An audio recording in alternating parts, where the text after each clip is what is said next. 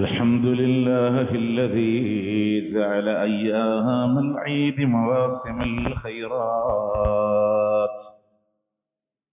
وأشهد أن لا إله إلا الله وحده لا شريك له، وأشهد أن محمدا عبده ورسوله أرسله بالهدى ودين الحق ليظهره على الدين كله ولو كره المشركون.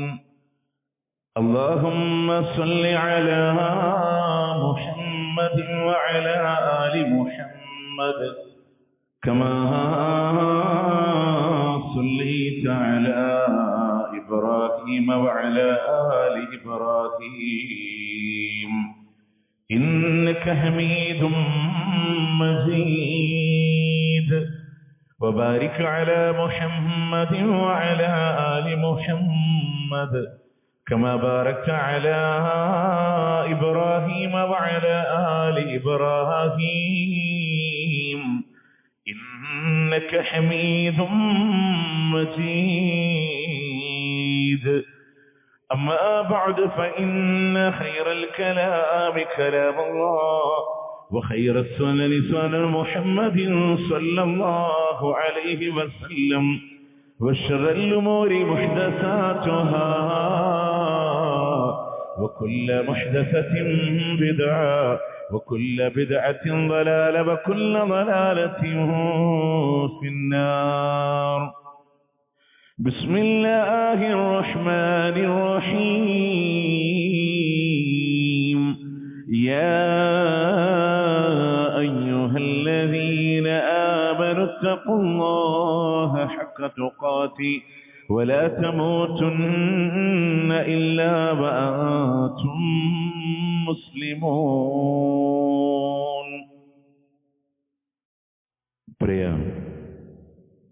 സത്യവിശ്വാസികളെ, വിശ്വാസിനികളെ, അല്ലാഹു റബ്ബുൽ ഇസ്സത്തിന്റെ വിധിവിലക്കുകൾ ജീവിതത്തിന്റെ ഇതര മേഖലകളിൽ പാലിച്ചുകൊണ്ട് ജീവിതം മുന്നോട്ട് നയിക്കണേ എന്ന് ആദ്യമായി ഓർമ്മപ്പെടുത്തുകയാണ്, വസിയത്ത് ചെയ്യുകയാണ്. ഈദുൽ അദ്ഹയുമായി ബന്ധപ്പെട്ട പുണ്യ ദിനങ്ങളിലാണ് നമ്മളുള്ളത്. പ്രിയമുള്ളവരെ, ഇന്നത്തെ ഖുതുബയിൽ അള്ളാഹുവിന്റെ പ്രവാചകൻ സല്ലല്ലാഹു അലൈഹി വസല്ലമ ഈ ലോകത്ത് നിന്ന് വിട പറയുന്നതിന് മുമ്പ് അവിടുത്തെ ഹജ്ജത്തുൽ വിദാഇൽ പ്രവാചകൻ നടത്തിയ വിടവാങ്ങൽ പ്രഭാഷണം, ഖുതുബത്തുൽ വിദാ. നബി സല്ലല്ലാഹു അലൈഹി വസല്ലമ എന്തൊന്നാണോ സമൂഹത്തോട് ഓർമ്മപ്പെടുത്തിയത്, ഏറ്റവും വലിയ ഹ്യൂമൻ റൈറ്റ്സ്, മനുഷ്യാവകാശങ്ങളെ വളരെ കൃത്യമായി അള്ളാഹുവിന്റെ പ്രവാചകൻ സല്ലല്ലാഹു അലൈഹി വസല്ലമ പ്രഖ്യാപിച്ചതായി നമുക്ക് കാണാൻ സാധിക്കും. പ്രവാചകന്റെ ആ ഖുതുബ അവിടെ ഉണ്ടായിരുന്ന അന്ന് 1,40,000 വരുന്ന സ്വഹാബ, അവർക്ക് കേൾപ്പിക്കാൻ സൗണ്ട് സിസ്റ്റങ്ങളുടെ അകമ്പടിയില്ലാത്ത കാലഘട്ടങ്ങളിൽ മുബല്ലി ആയി അതിനെ എത്തിച്ചു കൊടുക്കാൻ, ഏറ്റുപറയാൻ ആളുകളെ നിർത്തിയിരുന്നു. പക്ഷെ അതിൻ്റെ ഒന്നും ആവശ്യമില്ലാത്ത വണ്ണം നബി സല്ലല്ലാഹു അലൈഹി വസല്ലമയുടെ ഒരു മുഅ്ജിസത്ത് പുലർന്നു പോയ ഏവരുടെയും കർമ്മപുടങ്ങളിൽ സത്യമായി അത് കേൾക്കുമാറ് അള്ളാഹുവിന്റെ പ്രവാചകൻ സല്ലല്ലാഹു അലൈഹി വസല്ലമ അവിടെ സംസാരിക്കുകയുണ്ടായി.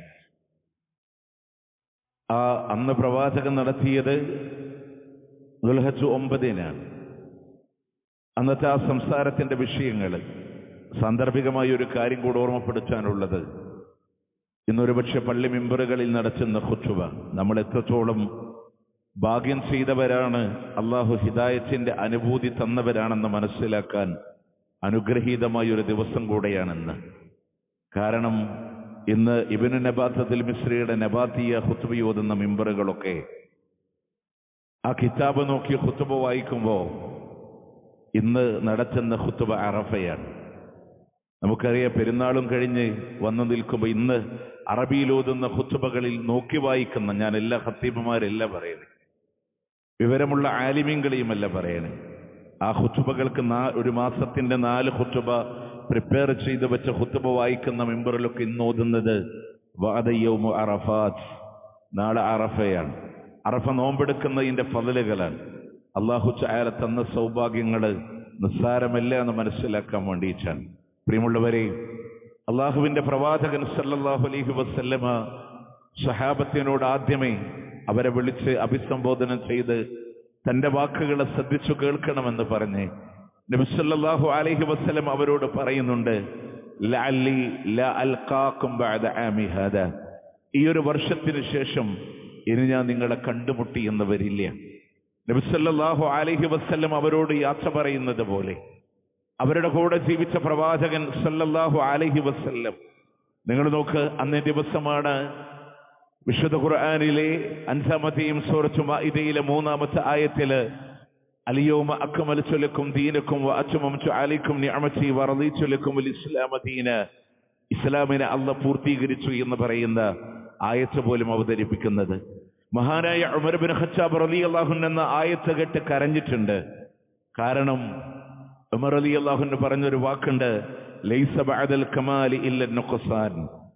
മതം ഏതൊരു കാര്യമാവട്ടെ അത് പൂർത്തീകരിച്ചു കഴിഞ്ഞാൽ പിന്നീട് അതിന് ക്ഷയമല്ലാതെ കുറച്ചിലുകളല്ലാതെ ഒന്നും വരാനില്ല.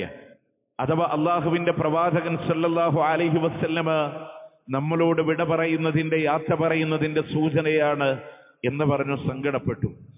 അള്ളാഹിന്റെ പ്രവാചകൻ സല്ലല്ലാഹു അലൈഹി വസല്ലം അവരോട് പറയുന്നത് ഹജ്ജിന്റെ കർമ്മങ്ങൾ നല്ല പോലെ നോക്കി പഠിക്കാൻ ഓരോ സന്ദർഭങ്ങളിലും നബി സല്ലല്ലാഹു അലൈഹി വസല്ലം ഓർമ്മപ്പെടുത്തുന്നുണ്ട്. അതുകൊണ്ടാണ് ഈ ഒരു വർഷം കഴിഞ്ഞാൽ ഒരുപക്ഷെ ഇനി നമ്മൾ കണ്ടുമുട്ടിയില്ല എന്ന് വരാം. ദുൽഹജ്ജ് 9 കടന്നു, ആ ദുൽഹജ്ജ് മാസവും കടന്നു, മുഹറവും കടന്നു, സഫറിന്റെ അവസാനത്തിൽ ലോകത്തിന്റെ പ്രവാചകന് വഫാത്തിന്റെ രോഗം കടന്നു വന്നു.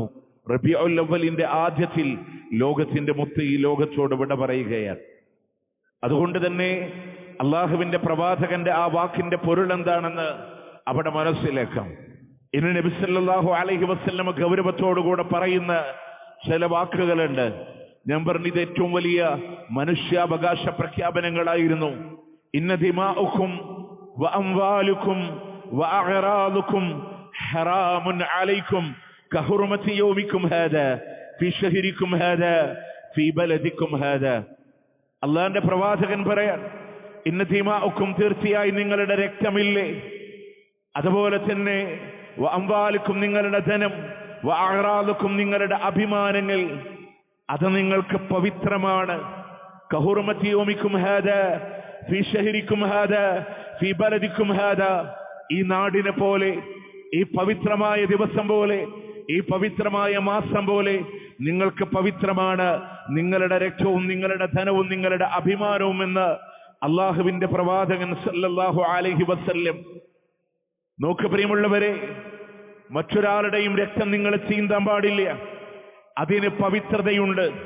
അതൊരു മുസ്ലിം എന്ന് വേണ്ട, അതൊരു അമുസ്ലിമായ മനുഷ്യനാവട്ടെ, ഒരു നാട്ടിലൂടെ താമസിക്കുന്ന സിമ്മിയായ മുസ്ലിങ്ങൾക്ക് നികുതി കൊടുത്ത് ജീവിക്കുന്ന ഒരു സാധാരണക്കാരനാവട്ടെ, അതല്ല ഇനി അകാരണമായി മറ്റൊരു മനുഷ്യന്റെ ശരീരത്തിന് പോലും, അവന്റെ രക്തത്തിന് പോലും നിങ്ങൾ പോർലേൽപ്പിക്കാൻ പാടില്ല എന്ന്.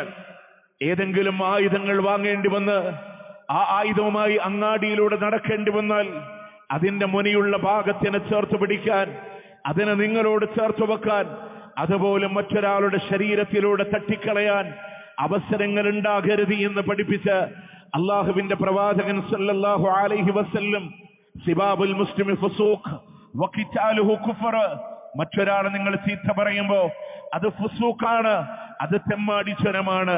വഖിതാലുഹു കുഫർ, അവരോട് നിങ്ങൾ സംഘട്ടനത്തിൽ ഏർപ്പെടുമ്പോ അത് നിങ്ങൾക്ക് കുഫറാണ് എന്ന് വരെ പഠിപ്പിച്ച മതമാണ്. ഒരാളുടെയും രക്തം അകാരണമായി ചീന്താൻ അള്ളാഹുവിന്റെ ദീന് അനുവാദം നൽകുന്നില്ല.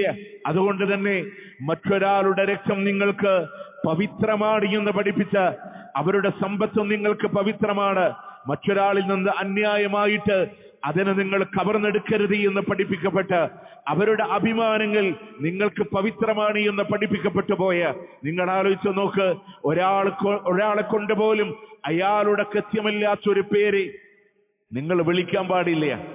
അള്ളാന്റെ ഹബീബ് ഉദാഹരണം പറഞ്ഞു, കസീറ, കുള്ളച്ചി എന്ന് പറയുന്ന വാക്ക്, ഒരു സ്ത്രീ ഉയരം കുറഞ്ഞതിന്റെ പേരിൽ ആ പേര് പോലും നിങ്ങൾ വിളിക്കാൻ പാടില്ല. അവരുടെ അഭിമാനത്തിന് വിലയുണ്ടെന്ന് പഠിപ്പിച്ച അള്ളാഹുവിന്റെ പ്രവാചകൻ സല്ലല്ലാഹു അലൈഹി വസല്ലം. അതുകൊണ്ടാണ് മഹാനായ അബ്ദുല്ലാഹിബ്നു ഉമർ റളിയല്ലാഹു അൻഹു അവിടുത്തെ പരിശുദ്ധമായ കഅബാലയത്തിന്റെ മുന്നിൽ വന്ന് പറഞ്ഞു, കഅബ, നീ എത്ര ആദരണീയമാണ്, നീ എത്ര ആദരണീയമാണ്. പക്ഷേ ഒരു സത്യവിശ്വാസിയുടെ രക്തമോദനമോ അഭിമാനമോ അതിനേക്കാൾ നീ പവിത്രനല്ല, അതിനേക്കാളും നീ പവിത്രനല്ല. ആ കഅബാനേക്കാളും പവിത്രതയുണ്ട് ഒരാളുടെ രക്തത്തിന്, ഒരാളുടെ ധനത്തിന്, ഒരാളുടെ അഭിമാനത്തിന്. കണ്ടോ, അള്ളാഹുവിന്റെ കഅബയേക്കാളും പവിത്രതയുണ്ട് എന്നുള്ളതാണ്. അതുകൊണ്ട് എല്ലാവർക്കും അഭിമാനം വിലപ്പെട്ടതാണ്, എല്ലാവർക്കും അവരുടെ ഇസ്സത്ത് വിലപ്പെട്ടതാണ്. അതുകൊണ്ട് വിശ്വാസികൾക്കിടയിൽ അവയെ നിങ്ങൾ ചവിട്ടി മതിക്കാൻ പാടില്ല എന്ന് അള്ളാഹുവിന്റെ പ്രവാചകൻ സല്ലല്ലാഹു അലൈഹി വസല്ലം അവിടുന്ന് ഓർമ്മപ്പെടുത്തി തരാൻ അവിടുന്ന് പറഞ്ഞു. അവിടുന്ന് ആ മനുഷ്യാവകാശ സംസാരത്തിലൂടെ കാണാൻ കഴിയുന്ന ഒരു വാക്കുണ്ട്, യാ അയ്യുഹന്നാസ്, അല്ലയോ ജനങ്ങളെ, ഇന്ന റബ്ബക്കും വാഹിദ് വ അബാക്കും വാഹിദ്, നിങ്ങളുടെ രക്ഷിതാവ് ഒന്നാണ്, നിങ്ങളുടെ പിതാവ് ഒന്നാണ്. ലാ ഫളല ലി അറബിയ്യിൻ അലാ അജമി, ഒരു അറബിക്കും അനറബിയെക്കാളും പ്രത്യേകതയില്ല, ഫളലില്ല എന്ന് പ്രവാചകൻ സല്ലല്ലാഹു അലൈഹി വസല്ലം. നിങ്ങൾ നോക്ക്, അറബ് രാജ്യത്തിന്റെ മണ്ണില് തങ്ങളുടെ ഗോത്രത്തിന്റെ കബീലകളുടെ പേരിൽ അഭിമാനം നേടിയിരുന്ന ഒരു തലമുറയോട് അള്ളാഹുവിന്റെ പ്രവാചകൻ സല്ലല്ലാഹു അലൈഹി വസല്ലം പറയാണ്, നിങ്ങളുടെ റബ്ബ് ഒന്നാണ്, നിങ്ങളുടെ പിതാവ് ഒന്നാണ്. അതുകൊണ്ട് ഒരു അനറബിയെക്കാളും ഒരറബിക്ക് പ്രത്യേകതയില്ല, ഒരു അനറബിക്കും അറബിയെക്കാളും പ്രത്യേകതയില്ല. വീണ്ടും അവിടുന്ന് പറഞ്ഞു, വല അഹ്മരിൻ അലാ അസ്വദ്, ഒരു കറുത്തവനേക്കാൾ വെളുത്തവനോ വെളുത്തവനേക്കാൾ കറുത്തവനോ ഒരു പ്രത്യേകതയില്ല എന്ന്.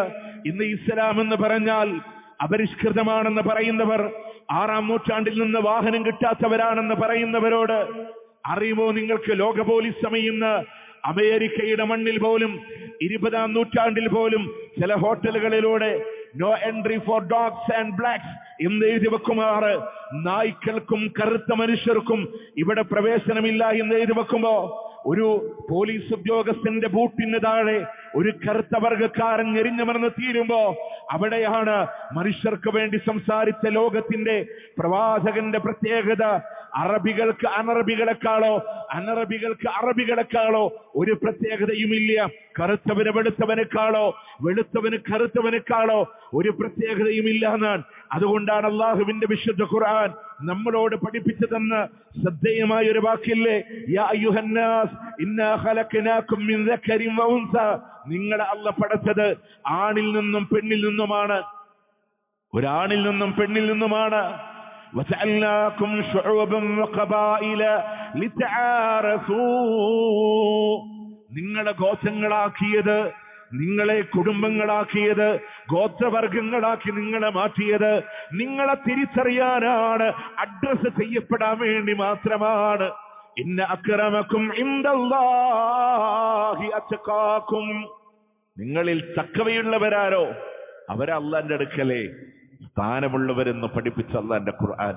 അതുകൊണ്ട് നബി സല്ലല്ലാഹു അലൈഹി വസല്ലമ അന്ന് പറഞ്ഞു തന്ന ശ്രദ്ധേയമായ ഒരു വാക്ക് നോക്കേ, സഹാബത്തിനോട് വീണ്ടും പറഞ്ഞു, അലാ അറിയണേ, കുല്ലു ശൈഇൻ മിൻ അംരിൽ ജാഹിലിയ, ജാഹിലിയ കാലഘട്ടത്തിന്റെ എല്ലാ കാര്യങ്ങളും തഹ്ത ഖദമയ്യ മൗദൂ, എന്റെ കാലിന്റെ താഴെ ഞാൻ അതവിടെ അവസാനിപ്പിക്കുകയാണ്, അത് മൗദൂആൻ, അതവിടെ തീർന്നു പോവാണ്. ജാഹിലിയത്തിന്റെ ഒരു ആചാരങ്ങൾ വേണ്ട. മഹാനായ ശൈഖുൽ ഇസ്ലാം ഇബ്നു തൈമിയ്യ റഹിമഹുല്ലാ ഈ വാചകം ഉദ്ധരിച്ചുകൊണ്ട് പറയുന്നുണ്ട്, ജാഹിലിയത്തിന്റെ ശിർക്കുകള്, ജാഹിലിയത്തിന്റെ ആചാരങ്ങള്, ജാഹിലിയത്തിന്റെ ആഘോഷങ്ങള്, ജാഹിലിയത്തിന്റെ ഇബാദത്തുകളെ അവിടെ പ്രവാചകൻ അതോടുകൂടെ ഇല്ലായ്മ ചെയ്തു എന്നാണ്. ജാഹിലിയത്തിന്റെ ഒരു കൾച്ചറും നമുക്ക് വേണ്ട എന്നുള്ളതാണ്. ഓക്കെ, എന്തൊക്കെ ജാഹിലിയത്തിന്റെ സംസ്കാരങ്ങളുണ്ടോ അതൊന്നും നമുക്ക് വേണ്ട. ഓക്കെ, പെരുന്നാളിന്റെ ആഘോഷം ഇസ്ലാം പഠിപ്പിച്ച ആഘോഷം, അതിനപ്പുറത്ത് മറ്റൊരാഘോഷങ്ങളില്ല. ജാഹിലിയത്തിന്റെ ഒരു ആഘോഷങ്ങളും നമുക്ക് വേണ്ട എന്ന പ്രവാചകൻ സല്ലല്ലാഹു അലൈഹി വസല്ലം അന്നുണ്ടായിരുന്ന വിശ്വാസങ്ങളെ ഉണ്ടാവരുത് ഒരു വാണിക തന്നു ലോകത്തിന്റെ പ്രവാചകൻ. ഈ ഖിയാമത്ത് നാൾ അത് അവസാനിക്കില്ല ഹത്താ തുഅബദ ലാത്ത വൽ ഉസ്സ. ലാത്തയും ഉസ്സയും ആരാധിക്കപ്പെട്ടിട്ടില്ലാതെ ലോകത്തിന് ഒരു സമാപനമില്ല എന്നാണ്. ആ അവസ്ഥയിലേക്ക് നാട് നീങ്ങുമ്പോ അള്ളാഹുവിന്റെ തൗഹീദ് ഉറച്ചു നിൽക്കാൻ ഏതൊരു ആചാരമാണോ ജാഹിലിയത്തിൽ ഉണ്ടായിരുന്നത്, നോക്കേ ലൈസ മിന്നാ മൻ ശഖൽ ജുയൂബ വസദ്ദൽ ഹുദൂദ വജഅവ ബിദഅവൽ ജാഹിലിയ. മരിച്ചാലേ ജാഹിലിയ കാലഘട്ടത്തിൽ ചെയ്യുന്ന പോലെ വിളിച്ചു പറഞ്ഞ് നടക്കുന്നവൻ, മാറത്തടിക്കുന്നവൻ, പോക്കറ്റുകളെ കീറുന്നവൻ അവൻ എന്നിൽപ്പെട്ടവനല്ല എന്ന് അള്ളാഹുവിന്റെ മുത്ത് റസൂൽ സല്ലല്ലാഹു അലൈഹി വസല്ലം ജാഹിലിയത്തിന്റെ സംസ്കാരങ്ങൾ സ്വഭാവം പോലും ഉണ്ടാവാൻ പാടില്ല ഞാൻ.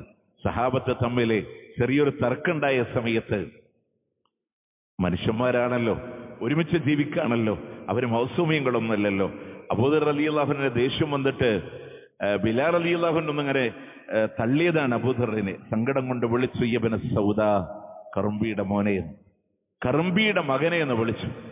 അള്ളാന്റെ ഹബീബിന്റെ മുമ്പിൽ ആ വിഷയച്ചുമ്പോ, ഇനിയും നിങ്ങളിൽ നിന്ന് ജാഹിലിയത്ത് മാഞ്ഞിട്ടില്ലേ എന്ന് ചോദിച്ച അള്ളാഹുവിന്റെ പ്രവാചകൻ സല്ലല്ലാഹു അലൈഹി വസല്ലം, അതുപോലും നമ്മളിൽ ഉണ്ടാവാൻ പാടില്ല എന്നാണ്. എന്തൊക്കെ ജാഹിലിയത്ത് ഉണ്ടോ ഒക്കെ കുഴിച്ചു മൂടാൻ.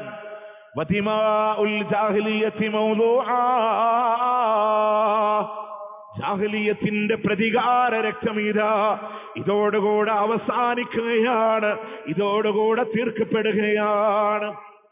ഒരു പ്രതികാര നടപടികളും ഇനി പാടില്ല. അവിടുന്ന് പ്രവാചകൻ പറയാണ്, ഫുദൈൽ ഗോത്രത്തിനോടുള്ള പ്രതികാരമുണ്ടല്ലോ, എന്റെ ഇബ്നു റബീഅയോട് നിങ്ങൾ കാണിച്ച അനീതിക്കുള്ള പ്രതികാരമുണ്ടല്ലോ, ആ പ്രതികാരവും ഇവിടെ വിട്ടുതരികയാണ്. അതിനി ഞങ്ങൾ പ്രതികാരം ചെയ്യില്ല. എന്തൊക്കെ പ്രതികാര നടപടികളുണ്ട്.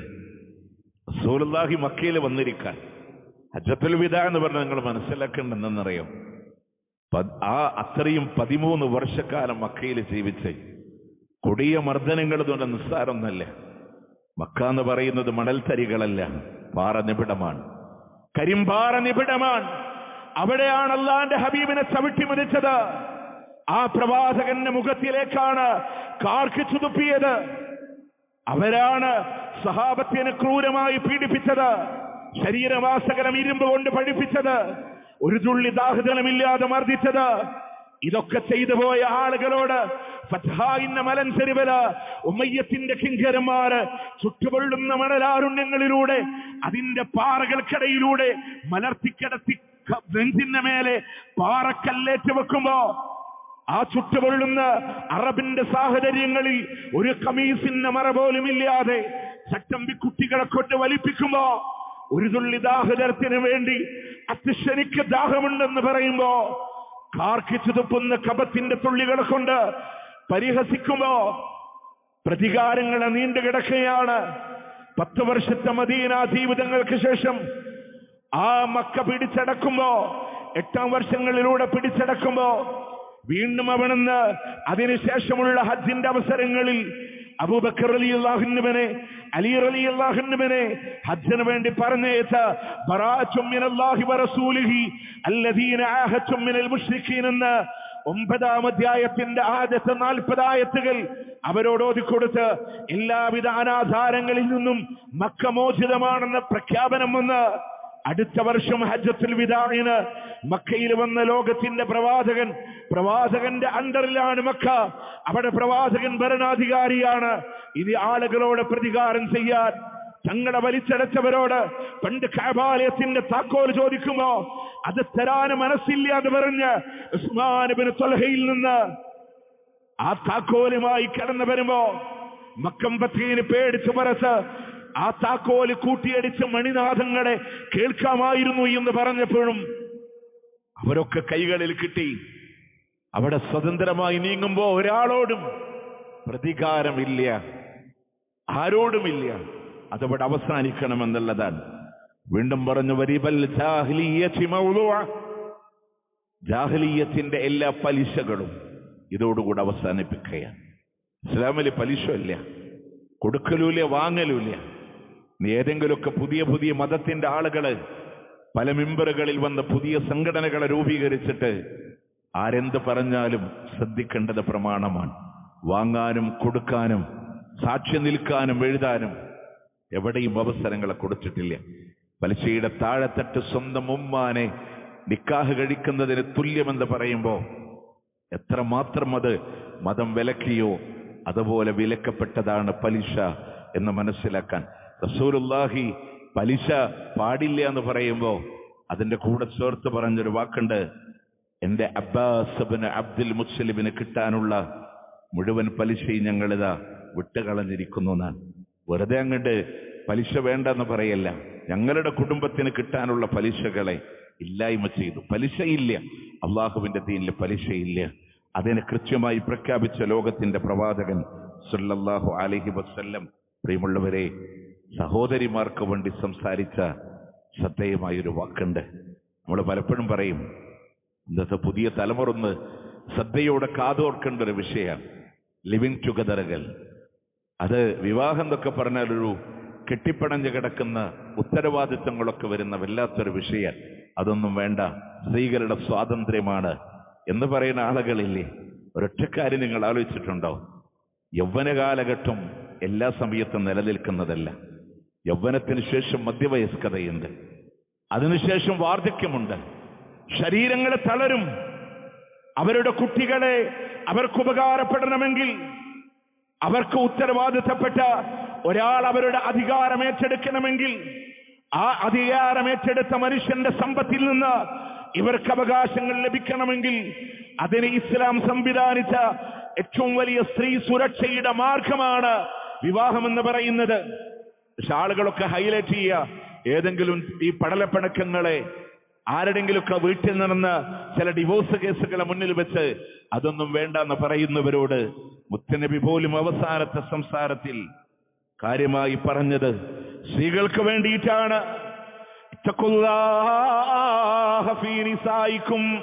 നിങ്ങളുടെ ഭാര്യമാരുടെ വിഷയത്തിൽ അല്ലാഹനെ സൂക്ഷിക്കണേ, അല്ലാഹനെ സൂക്ഷിക്കണേ. വല്ലാത്തൊരു വാക്കല്ലേ അത്? ഒരു നിക്കാഹിന്റെ വേളയിൽ ഒരു വാപ്പാന്റെ കൈപിടിച്ച് അദ്ദേഹത്തിന്റെ മകളെ ഏറ്റെടുക്കുമ്പോ ആ വാപ്പാനോട് സൂക്ഷ്മത വേണമെന്ന് പറഞ്ഞില്ല, അവരുടെ ആങ്ങളാരോട് സൂക്ഷ്മത വേണമെന്ന് പറഞ്ഞില്ല. അള്ളാനെ നിങ്ങൾ സൂക്ഷിക്കണം. എന്തുകൊണ്ടാണെന്നറിയോ? വഇന്ന അഖസ്തുമൂഹുന്ന ബിഅമാനത്തില്ലാഹ്, അവർ നിങ്ങളെ സ്വീകരിച്ചത് അല്ലാഹുവിലുള്ള അമാനത്ത് കൊണ്ടാണ്. വസ്തഹ്ലൽതും ബികലിമത്തില്ലാഹ്, അല്ലാഹുവിന്റെ കലിമത്ത് കൊണ്ടാണ് അവൾ നിങ്ങൾക്ക് അനുവദനീയമായത് എന്നാണ്. അല്ലാഹുവിന്റെ നാമം ഉച്ചരിച്ചിട്ടല്ലേ അവരെ നമ്മൾ ഏറ്റെടുത്തത്. അതുകൊണ്ട് അവരോടുള്ള ഏതൊരു പെരുമാറ്റങ്ങളും ചോദിക്കുന്നവൻ അല്ലയാണ്. നിങ്ങൾ ആലോചിച്ചൊക്കെ എത്രയും വലിയ സ്ത്രീ സുരക്ഷ നൽകി അള്ളാന്റെ മതം. ഒരു പെണ്ണിനോട് നമ്മൾ പെരുമാറുമ്പോ ചോദിക്കുന്നത് ആരാ? അല്ലയാണ്. അള്ളാനെ നിങ്ങൾ സൂക്ഷിക്കണം കേട്ടോ. അവൾ നിങ്ങൾ സ്വന്തമാക്കിയത് അള്ളാഹുവിലുള്ള അമാനത്താൻ. അവൾ നിങ്ങൾക്ക് അനുവദനീയമായത് അള്ളാഹുവിന്റെ കലിമത്ത് കൊണ്ടാണ്. അതുകൊണ്ട് അള്ളയാണ് നിങ്ങളോട് ചോദിക്കുന്നത്. അവർക്കുള്ള ഏറ്റവും വലിയ സുരക്ഷിതമായ മാനദണ്ഡങ്ങളെ ഏത് കാലഘട്ടത്തിലാ പെണ്ണ് കുഴിച്ചു മൂടപ്പെട്ടിരുന്ന ഒരു കാലഘട്ടങ്ങളിൽ നിന്ന് പെണ്ണിന് സ്വത്തവകാശം വകവെച്ചു കൊടുത്ത് അതവർക്കൊരു പോക്കറ്റ് മണി കണക്കെ. നിങ്ങൾ നോക്കേ, ഒരു പുരുഷന്റെ സമ്പത്ത് ആണിന്റെ പാതിയല്ലേ ഉള്ളൂ, പെണ്ണിനെന്ന് ചോദിക്കുന്നവരുണ്ട്. ആ പാതി അവൾക്കുള്ളതാണ്, ഒരാൾക്കും വകവെച്ചു കൊടുക്കാനില്ല.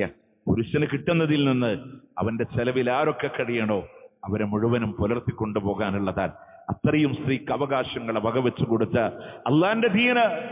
ആ സംസാരത്തിൽ ലോകത്തിന്റെ പ്രവാചകൻ വീണ്ടും പറഞ്ഞു, വഅലൈക്കും കിസ്വതുഹുന്ന വരിസ്ഖുഹുന്ന ഫിൽ മഅറൂഫ്, മാന്യമായ ഭക്ഷണം കൊടുക്കണേ, മാന്യമായ വസ്ത്രം കൊടുക്കണേ. ഏതായി മാന്യത? ഏതായി മാന്യത? ഇതാ കസൗത ഫക്സുഹ. മറ്റൊരു ഹദീസിൽ പറഞ്ഞില്ലേ, നീ ധരിക്കുമ്പോ അവളെ ധരിപ്പിക്കണം, നീ കഴിക്കുമ്പോ അവളെയും കഴിപ്പിക്കണം എന്നാൽ. ആ ഒരു മാന്യത വെച്ചു പുലർത്തി മുന്നോട്ട് കൊണ്ടുപോവാൻ നമ്മൾ ശ്രദ്ധിക്കേണ്ടതുണ്ട്. വീണ്ടും അള്ളാന്റെ ഹബീബ് പറഞ്ഞൊരു വാക്കുകൂടെ, വഖദ് തറക്തു ഫീകും അംറൈൻ, രണ്ട് കാര്യം നിങ്ങളിൽ വിട്ടേച്ചു പോവാൻ. ഈ ഒരു ഹദീസ് നെഞ്ചിൽ കുത്തിയിട്ട് വേണം നമ്മളുടെ ജീവിതം മുന്നോട്ട് കൊണ്ടുപോവാൻ. എന്ത് വിഷയങ്ങൾ മുന്നിൽ വന്നാലും വഖദ് തറക്തു ഫീകും അംറൈൻ, രണ്ട് കാര്യമുണ്ട് നിങ്ങളുടെ മുമ്പിൽ. ലം തളില്ലു മാ തമസ്സക്തും ബിഹിമാ, അവ രണ്ടും നിങ്ങൾ മുറുകെ പിടിക്കുന്നിടത്തോളം കാലം നിങ്ങൾ വഴി പിഴക്കില്ല. അള്ളാഹുവിന്റെ ഗ്രന്ഥമാണ്, വസുന്നത്തെ നബി, അവന്റെ പ്രവാചകന്റെ ചര്യയാണ്, വിശുദ്ധ ഖുർആനാണ്, പ്രവാചകന്റെ ചര്യയാണ്. അവ രണ്ടും മുറുകെ പിടിക്കുന്നിടത്തോളം കാലം നിങ്ങളെ വഴി പിഴക്കില്ല. അത് മുറുകെ പിടിച്ച് മുന്നോട്ട് പോവാൻ എന്ത് ആരോപണങ്ങൾ വരട്ടെ, എന്ത് വിഷയങ്ങൾ വരട്ടെ, എനിക്ക് മുന്നോട്ട് പോവാനുള്ള വജ്രായുധം അള്ളാന്റെ ഹബീബ് സല്ലല്ലാഹു അലൈഹി വസല്ലമ എനിക്ക് തന്നിട്ടുണ്ട്. അത് ഖുർആനും ഹദീസുമാണ്. അത് മുറുകെ പിടിച്ച് മുന്നോട്ട് പോയി നോക്കേ, എവിടെയും നമ്മൾ പരാജയപ്പെടില്ല. കേട്ടുകേൾവികളുടെ പിന്നാലെ പോകേണ്ട ഒരു സാഹചര്യങ്ങളും ഇല്ല. പുതിയ പുതിയ ആളുകൾ കൊണ്ടുവരുന്ന ആചാരങ്ങളുടെ പിന്നാലെ പോകേണ്ടതില്ല. മതമൊക്കെ അതൊരു നീരസങ്ങളാണ്. ശാസ്ത്രത്തിന്റെ പിന്നാലെയാണ് സഞ്ചരിക്കേണ്ടവർ എന്ന് പറയുന്നവരോട് ശാസ്ത്രത്തെ ഞങ്ങൾ അംഗീകരിക്കുന്നവർ തന്നെയാണ്. പക്ഷേ അല്ലാഹു സുബ്ഹാനഹു വ തആല ഒരു കാര്യം പഠിപ്പിച്ചിട്ടുണ്ടെങ്കിൽ അവിടെ അതിൽ ഞങ്ങൾ ഉറച്ചു നിൽക്കും. ശാസ്ത്രം വ്യതിയാനമുള്ളതാണ്, പ്രമാണങ്ങൾക്ക് മാറ്റമില്ല. ഇന്നലെ ശാസ്ത്രം തെറ്റെന്ന് പറഞ്ഞത് ഇന്ന് ശാസ്ത്രം ശരി എന്ന് പറയും. പല വിശുദ്ധ ഖുർആനിന്റെ പോയിന്റിലേക്കും ശാസ്ത്രം വന്നിട്ടുണ്ട്. കാരണം പ്രമാണം അള്ളാഹുവിൽ നിന്നുള്ളതാണ്. ഒരു കാലത്തിന് മാറ്റമില്ലാതെ നിലകൊള്ളുമ്പോ അതിലേക്ക് കാലം ഒഴുകി സഞ്ചരിച്ച് കടന്നു വന്നിട്ടുണ്ട്. ഇന്നലകൾ നമ്മൾ കേട്ടുപോയ ശാസ്ത്രത്തിന്റെ പല കാര്യങ്ങൾക്കും ഇന്ന് മാറ്റമുണ്ടെങ്കിൽ അവിടെയും അതൊരു നിരീശ്വരവാദത്തിലേക്ക് കൊണ്ടുപോകാനില്ല. പ്രമാണങ്ങളിൽ ഉറച്ചു നിന്നാൽ ശാസ്ത്രം അതിലേക്ക് തിരികെ വരുന്നത് നമുക്ക് കാണാൻ സാധിക്കും. അതുകൊണ്ട് എന്ത് പ്രതികൂല സാഹചര്യങ്ങൾ മുന്നിൽ കണ്ടാലും അള്ളാഹുവിന്റെ ഖുർആൻ, പ്രവാചകന്റെ ഹദീസുകൾ, അതിനെ മുറുകെ പിടിച്ച് മുന്നോട്ട് പോവാൻ അള്ളാഹിന്റെ മുത്ത റസൂൽ സല്ലല്ലാഹു അലൈഹി വസല്ലം നൽകിയ അറഫയിലെ ഖുത്ബത്തുൽ വിദാഇൽ ജനങ്ങൾക്ക് നൽകിയ ഉപദേശം സ്വീകരിക്കാൻ, പഠിക്കാൻ, ഉൾക്കൊള്ളാൻ നമ്മൾ തയ്യാറാവുക. അഖൂലു ഖൗലി ഹാദാ വഅസ്തഗ്ഫിറുല്ലാഹ ലി വലക്കും ഇന്നഹു ഹുവൽ ഗഫൂറുർ റഹീം.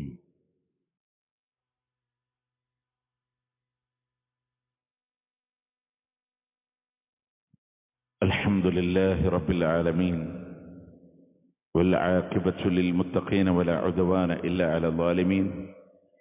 أصلي وأسلم على رسوله النبي الكريم وعلى آله وصحبه أجمعين. أما بعد، اتقوا الله يا عباد الله. അള്ളാഹുവിനെ സൂക്ഷിച്ചുകൊണ്ട് ജീവിക്കണമെന്ന് ഒരിക്കൽ കൂടി ഓർമ്മപ്പെടുത്തുകയാണ്, വസിയ്യത്ത് ചെയ്യുകയാണ്. പ്രിയമുള്ളവരെ, നബി സല്ലല്ലാഹു അലൈഹി വസല്ലമ അന്നത്തെ അറഫയുടെ മൈതാനിയിലെ ലോകത്തൊരു നേതാവിന് പോലും പറയാൻ കഴിയാത്ത ഒരു പ്രഖ്യാപനം നടത്തി. തന്റെ 23 വർഷക്കാലത്തെ പ്രവാചക ജീവിതം അള്ളാഹു കൊടുത്ത വഹിയിലെ അതുപടി ജനങ്ങളിലേക്ക് എത്തിച്ചു കൊടുത്ത് അവിടെ കൂടിയ മുഴുവൻ ആളുകളോടും മുത്തറസൂല് ചോദിക്കുന്നുണ്ട്, അലാ ഹൽ ബല്ലഅതുകും, നിങ്ങൾക്ക് ഞാൻ എത്തിച്ചു തന്നില്ലയോ? നിങ്ങൾക്ക് ഞാൻ എത്തിച്ചു തന്നില്ലയോ സഹാബ? ബലാ യാ റസൂലല്ലാഹ്, അതേ അള്ളാന്റെ റസൂലേ എന്ന മറുപടി പറയുമ്പോ അള്ളാന്റെ ഹബീബ് ആകാശത്തിലേക്ക് വിരലുകൾ ഉയർത്തി എന്നുള്ളതാണ്, ആ കൈകൾ ഉയർത്തി എന്നുള്ളതാണ്. പല റിവായത്തുകളിലും കാണാം, കക്ഷത്തിന്റെ വെള്ള കാണാറുണ്ടായിരുന്നു. അള്ളാന്റെ ഹബീബ് സല്ലല്ലാഹു അലൈഹി വസല്ലമയുടെ അവിടെന്ന് പറഞ്ഞൊരു വാക്കുണ്ട്, അല്ലാഹുമ്മ ഷഹദ്, അല്ലാഹുമ്മ ഷഹദ്, അല്ലാഹുവേ നീ സാക്ഷിയാണല്ലോ, നീ സാക്ഷിയാണല്ലോ, നീ ആണല്ലോ എന്ന് ലോകത്തിന്റെ പ്രവാചകനേറ്റു പറയുമ്പോ അവിടുന്ന് പ്രവാചകൻ വീണ്ടും പറഞ്ഞു, ഇവിടെ ഹാജറുള്ളവരെ ഹാജറില്ലാത്തവർക്ക് ഇതിനെ എത്തിച്ചു കൊടുക്കട്ടെ എന്നാണ്. അള്ളാഹുവിന്റെ ദീനിനെ പൂർത്തീകരിച്ചു എന്ന ആയത്തിറങ്ങുന്ന നിമിഷം ഇനി ഞാൻ നിങ്ങളെ കണ്ടുമുട്ടി എന്ന് വരില്ല എന്ന് അള്ളാന്റെ ഹബീബ് സൂചന പറഞ്ഞ അതേ ദിവസം തന്റെ പ്രബോധനത്തിന്റെ ഉത്തരവാദിത്തങ്ങളെ അള്ളാനെ സാക്ഷി നിർത്തി ഞാൻ പൂർത്തീകരിച്ചിട്ടുണ്ട് എന്ന് പ്രഖ്യാപിച്ച അതേ ദിവസം വീണ്ടും പ്രവാചകൻ നൽകുന്ന ഉപദേശമാണ്, അല്ല നിർദ്ദേശമാണ്, ഇവിടെ ഹാജറുള്ളവര് ഹാജറില്ലാത്തവർക്ക് ഇതിനെ എത്തിച്ചു കൊടുക്കണമെന്നാണ്. ആ ഒരു അലയൊലികളാണ് സഹാബത്ത് മാറോട് നിറച്ചതാണ്. ഇന്ന് ചങ്ങരംകുളത്തിന്റെ മണ്ണില്, അന്ന് മക്കയുടെ അറഫയുടെ മണ്ണില് അള്ളാന്റെ റസൂല് നടത്തിയ പ്രഖ്യാപനത്തിന്റെ അലയൊലിയാണ്. ഇങ്ങ് ഇന്ത്യയുടെ മണ്ണിലെ കൊച്ചു കേരളത്തിന്റെ ചങ്ങരംകുളത്തിന്റെ തക്കവ പള്ളിക്കുള്ളിൽ ദിശകൾ അറിയാത്ത കാലഘട്ടങ്ങളിൽ പായക്കപ്പലുകളിലൂടെ യാത്ര ചെയ്ത് ഇവിടെ ദഅവത്തിന് അവർ എത്തിയതിന്റെ അലയൊളികളാണ് ഇന്ന് നമ്മൾ അക്ഷരാർത്ഥത്തിലെ മുസ്ലിങ്ങൾ എന്ന അഭിമാനത്തോടെ ഇരിക്കുന്നതെങ്കിൽ മഹാനായ ഉഖബ റളിയല്ലാഹു അൻഹു പസഫിക് സമുദ്രത്തിന്റെ മുന്നിൽ വന്ന് പറഞ്ഞൊരു വാക്കുണ്ട്, ഈ സമുദ്രത്തിനപ്പുറത്തൊരു നാടുണ്ടെന്ന് ഞാൻ അറിയുമായിരുന്നെങ്കിൽ എന്റെ കുതിരയും കൊണ്ട് ഞാൻ മുറിച്ചു കടക്കുമായിരുന്നു എന്നാണ്. എന്ന് പറഞ്ഞാൽ കുതിര കൊണ്ട് കടല മുറിക്കാൻ കഴിയുമോ? അതുമാത്രമല്ല, ഈ പസഫിക് സമുദ്രത്തിനപ്പുറത്ത് അമേരിക്കൻ ഐക്യനാടുകളുണ്ടെന്ന് അദ്ദേഹത്തിന് അറിയില്ലായിരുന്നു. അവരോടി, എല്ലാ മേഖലകളിലേക്കും അവരോടി. 140,000-ഓളം വരുന്ന സഹാബ റസൂലുള്ളാഹിന്റെ ഖുതുബത്തുൽ വിദായിൽ ഉണ്ടായെങ്കിൽ ഇന്ന് മക്കയും മദീനയും മരിച്ചു പറക്കിയാലും 10,000 താഴെ വരുന്ന ഖബറുകൾ. ബാക്കി സഹാബത്ത് എവിടെയാ? ലോകത്തിന്റെ നാനാദിക്കുകളിലേക്ക് അവർ പോയി. ഒരു കാലഘട്ടത്തിൽ ഇസ്ലാമിക് സ്പെയിൻ ഉണ്ടാക്കിയതാരാണ്? സഹാബത്തല്ലേ. എല്ലാ മേഖലകളിലും അവരെത്തിപ്പെടാത്ത മേഖലകളില്ല, അവർ സഞ്ചരിച്ചു. ഉമർ ബിൻ ഖത്താബ് റളിയല്ലാഹു അൻഹുവിന്റെ ഭരണകാലഘട്ടങ്ങളിൽ ഇസ്ലാമിന്റെ അതിവേഗത്തിലൂടെ കരഭാഗങ്ങളിലൂടെ പേർഷ്യൻ സിംഹാസനങ്ങളടക്കം അട്ടിമറിച്ചു വന്ന് ഉസ്മാൻ ബിൻ അഫ്ഫാൻ റളിയല്ലാഹു അൻഹു നാവികപ്പടകളെ രൂപീകരിച്ചു. സ്വഹാബത്തുകൾ പല നാടുകളിലേക്കും അവർ നീങ്ങി. അങ്ങനെ ആ ദഅവത്തിന്റെ തിരുനാളമാണ് ഇന്ന് നമ്മളോട് ഒരായത്തെത്തിച്ചു കൊടുക്കാൻ കഴിയും. നമ്മൾ ചെയ്യണം. നമ്മളുടെ ബാധ്യതയാണ് ഇസ്ലാമിനെ മറ്റുള്ളവർക്ക് പരിചയപ്പെടുത്തി കൊടുക്കാനുള്ള അവസരങ്ങളെ ഉപയോഗപ്പെടുത്താൻ. അതാണ് അന്ന് സഹാബത്ത് ചെയ്തത്. അവരനുഭവിച്ചതും അവർ സഹിച്ചതും നമ്മൾ ആരും അനുഭവിച്ചിട്ടില്ല, നമ്മൾ ആരും സഹിച്ചിട്ടില്ല. പക്ഷേ നമ്മളൊക്കെ സുഖലോലുപന്മാരായി മാത്രം, അതിപ്പം ഞാനങ്ങനെ അങ്ങോട്ട് പോയാൽ പോരെ എന്ന് മാത്രം അങ്ങനെ നമ്മുടെ പൂർവികർ ചിന്തിച്ചിരുന്നുവെങ്കിൽ ഇന്ന് അള്ളാഹുവിന് വേണ്ടി അള്ളാഹു അക്ബർ എന്ന് പറഞ്ഞ കൈകൾ ഉയർത്താൻ നോക്കേ, ഇങ്ങനത്തെ ഒരു തലമുറ അള്ളാഹു ഒരു സബബ് നിശ്ചയിച്ചതനുസരിച്ച് വ്യാപിക്കും, അത് സത്യമാണ്. പക്ഷെ അതിൽ മനുഷ്യന്റെ ഒരു പ്രവർത്തനം, അതാണ് അതിന്റെ സബബുകൾ, അത് നടന്നിട്ടുണ്ട്. അതുപോലെ നമ്മളുടെ ബാധ്യതകളെ നിർവഹിക്കാൻ നമ്മൾ തയ്യാറാവുക.